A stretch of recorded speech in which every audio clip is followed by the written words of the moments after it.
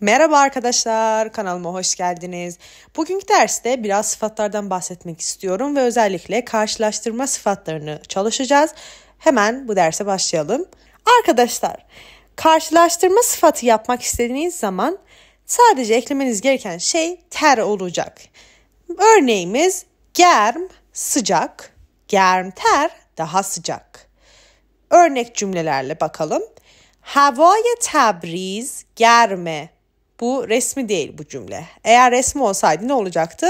Havai Tebriz germ est olacaktı. Havai Tebriz germe, Tebriz'in havası sıcak. Havai Tehran germtere, Tahran'ın havası daha sıcak.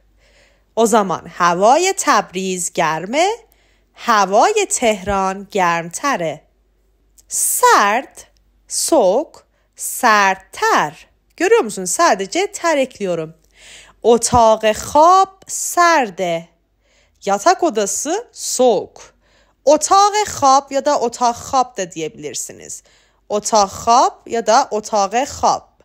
Yatak odası soğuk. Ama aşpazxونه serttere. Ama mutfak daha soğuk. Ama aşpazxونه serttere. Peki ne oldu? Otağ خواب veya otağ خواب serde ama aşpazxونه serttere. Bir sonraki örneğimiz خوب, iyi. خوبتر, daha iyi. کدوم غذا خوبه? Hangi yemek iyi? کدوم غذا خوبه? کدوم غذا خوبتره? Hangi yemek daha iyi? کدوم غذا خوبه؟ کدوم غذا خوبتره؟ پولدار, zengin. پولدارتر, daha zengin. Ki pul dare? Kim zengin? Ki puldartere? Kim daha zengin? O zaman ki pul dare? Kim zengin? Ki puldartere? Kim daha zengin? Son olarak fakir, fakir. Fakirter, daha fakir. Un mert fakire. O adam fakir. Un mert fakire. این مرد فقیرتره. Bu adam daha fakir.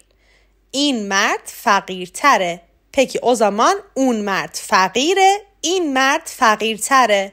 Arkadaşlar bu derse katıldığınız için çok teşekkür ederim. Lütfen bildiğiniz sıfatlarla bunları çalışın ve karşılaştırma sıfatları oluşturmaya çalışın. Dediğim üzere sadece ter ekleyeceksiniz ve çok rahat bir şekilde bunu yapabilirsiniz. Eğer bir sorunuz varsa yorumlarda bekliyorum. Bir sonraki derste görüşme dileğiyle. Kendinize iyi bakın. Hoşça kal.